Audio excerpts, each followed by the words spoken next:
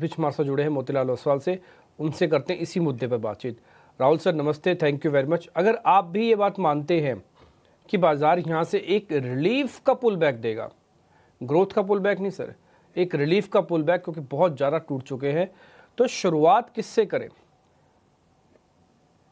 हाय, good morning, नमस्ते। मेरे ख्याल से जिस तरह से बाजार की हालत हुई, हम देखें कि लगातार एक महीने तक बिकवाली का दौर चालू है। तो मुझे लग रहा है कि एक बाउंस बैक हम तो कब कब कब से होप कर रहे थे, लास्ट 7-8 दिन के पहले। बट मुझे लग रहा है now the markets have become very very right. आप वैल्यूएशन पर्सपेक्टिव पकड़े तो निफ्टी की जो 10 साल की जो लॉन्ग टर्म एवरेज जो पकड़ते हैं हम, which is trading at I think around 18.5 times. बाकी आप दूसरे वर्सेस जो लॉन्ग टर्म एवरेज का यूजुअली रहता है वो 20 टाइम के आसपास रहता है। तो वहीं पे भी कंफर्ट आ गया है वैल्यूएशन पे। कंपेयर करें mid cap small cap versus large cap, तो आउट परफॉर्मेंस मिड कैप्स का तो और स्मॉल कैप का काफी अच्छा रहा है, काफी टाइम से हमको मालूम है। अभी लग रहा है कि कहीं ना कहीं पर लग ही रहा है कि यहाँ से एक पुल बैक आना चाहिए। तो पुल बैक मेरे ख्याल से जो सबसे बेस्ट सेक्टर जो यहाँ पे रेजिलेंट दिखा रहा है वो है banking and financials.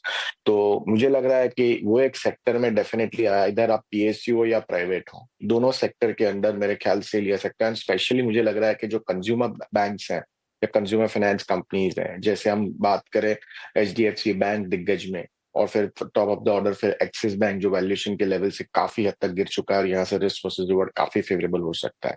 IndusInd bank की बात करें तो मेरे ख्याल से ये 3 लार्ज कैप और आईसीआईसीआई बैंक फोर्थ, ये सब चारों लार्ज कैप बैंक्स मुझे लग रहा है कि यहाँ से लेने की ऐसा लग रहा है। PSU bank followed by small banks जो है, जहाँ पे भी पीएसयू में सेकंड लाइन स्टेट बैंक तो है ही, लेकिन सेकंड लाइन जो बैंक्स है जो जिसमें काफी हद तक गिरावट है, ये बिलो बुक मिल रहे हैं, जो यही आपको 6-8 महीने पहले 1 टाइम 2 1.25 1.3 टाइम बुक पे मिलते थे। एग्जाम्पल जैसे पीएनबी हो गया, कैनरा बैंक हो गया, कुछ बदला नहीं है। ग्रोथ मोमेंटम परफेक्ट है, पीक प्रॉफिट्स देखने को मिले लास्ट 2 क्वार्टर्स के अंदर।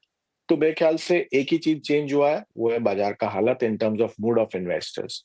तो मुझे लगता है कि यहाँ पे 1 महीने का व्यू मत लगाइए, 3 महीना 6 महीना का व्यू लगा के प्रोफेशनल से दिमाग से काम करिए। तो मेरे ख्याल से उसके पहले ही अपने को अच्छे रिटर्न्स मिल सकते हैं।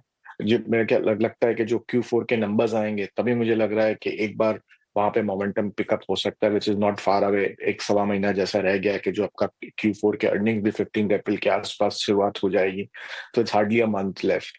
तो रिस्क वर्सेस रिवॉर्ड फाइनेंशियल्स हो गए, मुझे लगता है सिलेक्टिव ऑटो नेम जैसे महिंद्रा एंड महिंद्रा जो काफी हद तक गिरने को देखा है। तो डोमेस्टिक आपका रूरल प्लस अर्बन प्लस आपका उसमें जिस तरह से हम देखें defence hospitals and some play, तो मेरे ख्याल से वो भी एक अच्छा खासा रनअप मिल सकता है। Thirdly I think defence stocks जो काफी हद तक जो डार्लिंग हुआ करते थे मार्केट पे, गिरावट में वैल्यूएशन काफी हद तक अच्छे हो गए। तो मेरे ख्याल से BL top of the order मुझे लग रहा है उसके अंदर।